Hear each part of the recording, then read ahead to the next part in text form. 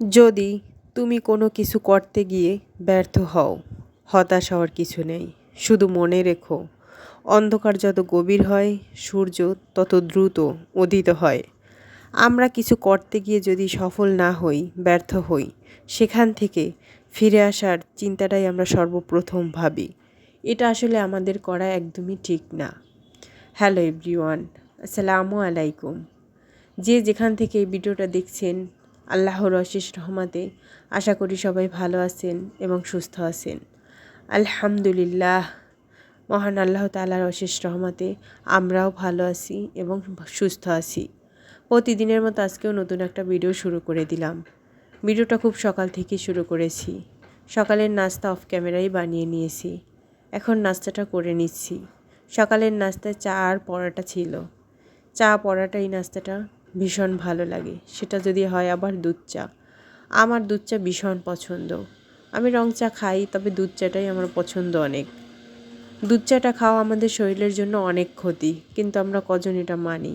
আমরা সবাই যেটা ক্ষতি সেটাই আসলে সবচেয়ে বেশি করি। জানি না কোন আপু এবং ভাইয়া এখন পর্যন্ত আমার ভিডিওটা ক্লিক করেছেন। যদি কোনো আপু এবং ভাইয়া ভিডিওটা ক্লিক করে থাকেন, প্লিজ ছোট্ট করে একটা লাইক করে দিবেন। আপনার একটা লাইকে আমাকে একটু সামনে এগিয়ে নিয়ে যেতে সাহায্য করে। এরপর চলে যাব বেবির জন্য নাস্তা বানাতে। ওর জন্য আমি অফ ক্যামেরায় নুডলস রান্না করে নিয়েছি। নুডলসটা আমি একটু গাজর দিয়ে, একটু নুডলস দিয়ে, একটু ডিম দিয়েই রান্না করেছি।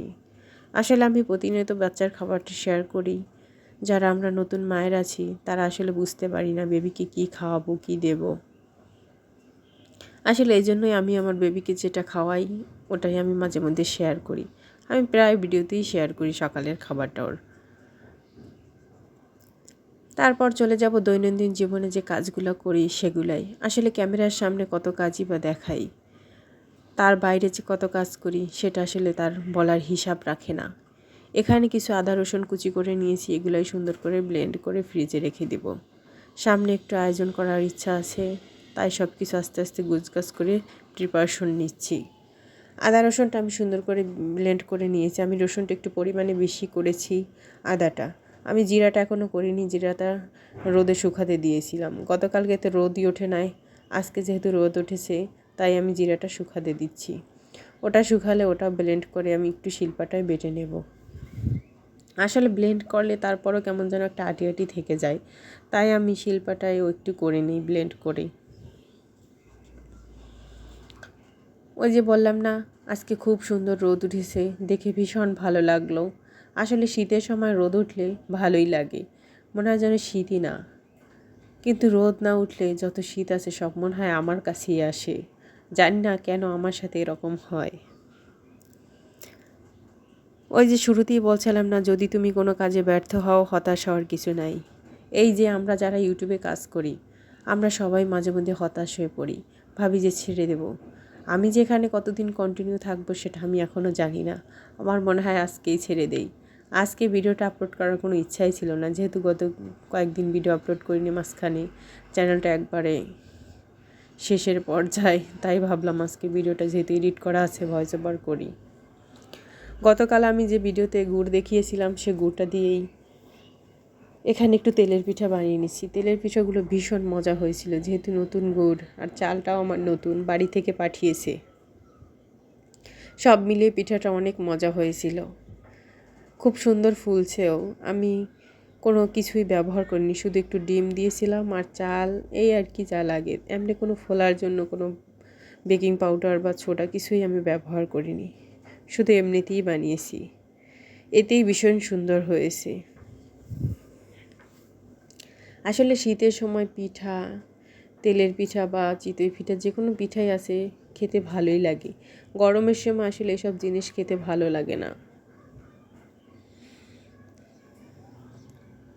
সর্বোপরি একটা কথাই, আমরা যদি কোনো কাজে সফল না হই, তাহলে সেখান থেকে ফিরে আসার চেষ্টা করব না, সেখানে আমরা কন্টিনিউ কাজ করব। আসলে এটা আমরা সবাই কেউই মানি না, যে ভাবলাম যে না, এখানে আমি সফল হই না, এটা ছেড়ে দেব, এটা ছেড়ে দিয়ে আমি অন্য কিছু করব। হয়তো সে অন্য কিছু করতে গেলেও আমরা ব্যর্থ হয়ে যাই।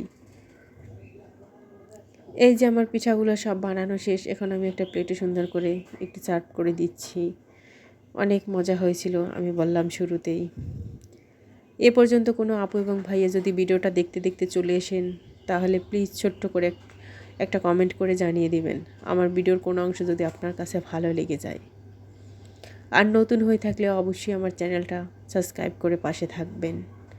যারা অলরেডি সাবস্ক্রাইব করে পাশে আছেন তাদেরকে অন্তরের অন্তঃস্থল থেকে অনেক অনেক ভালোবাসা এবং ধন্যবাদ। আসলে ধন্যবাদ দিলে কম হবে, ধন্যবাদ দিয়ে কাউকে ছোট করা ঠিক না, ভালোবাসাই সবচেয়ে সর্বোপরি।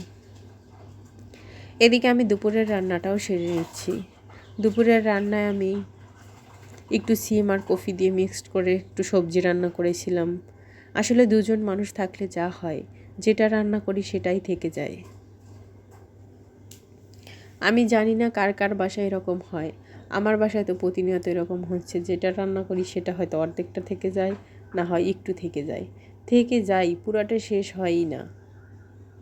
আসলে মানুষজন কম থাকলে যা হয়। এদিকে একটু বেগুন ভাজিও করে নিচ্ছি। অনেক আপুরাই বলছে চলে যাবে, ইউটিউবে কাজ করবে না। জানি না আসলে আমিও কতদিন এখানে থাকি। এদিকে একটু ডিমও ভুনা করে নিচ্ছি। আসলে আমাদের বরিশালে সবাই এইভাবেই ডিমটা ভুনা করে খায়। আমার কাছে অনেক ভালো লাগে ভাবি, হয়তো কোনো কেউ আসলে তখন সিদ্ধ করে ভেজে রান্না করা হয়, তবে আমি সচরাচর এভাবেই ডিমটা ভুনা করে থাকি। আমার কোনো কথা এবং কাজে যদি ভুল হয়ে থাকে প্লিজ ক্ষমার দৃষ্টিতে দেখবেন। মানুষ ভুল সঠিক সব কিছু মিলিয়ে একটা মানুষের সব দিক কখনোই পারফেক্ট হয় না। তবে আজকে ভিডিওটা ভয়েস ওভার দেওয়ার কোনো ভালোই লাগছিল না, এক পর্যায়ে জোর করেই নিজের সাথে দিচ্ছি। এটা সন্ধ্যার পরের একটা ভিডিও। ওখানে বাচ্চারা কত সুন্দর করে ব্যাডমিন্টন খেলছিল, দেখে ভীষণ ভালো লাগছিল, তাই একটু ক্যামেরা বন্দি করে নিলাম। এটা আসলে আমার করা ঠিক হয় নাই ওদের অনুমতি না নিয়েই, কিন্তু তবে আমার কাছে অনেক ভালো লাগছিল, তাই একটু শেয়ার করলাম। আসলে শীতের সময় এইসব খেলা খেলতে ভীষণ ভালো লাগে। যখন ছোট ছিলাম তখন এরকম আসলে খেলছি। সময়ের সাথে সাথে সব কিছু পরিবর্তন হয়ে যায়। ভালো থাকবেন সবাই, সুস্থ থাকবেন।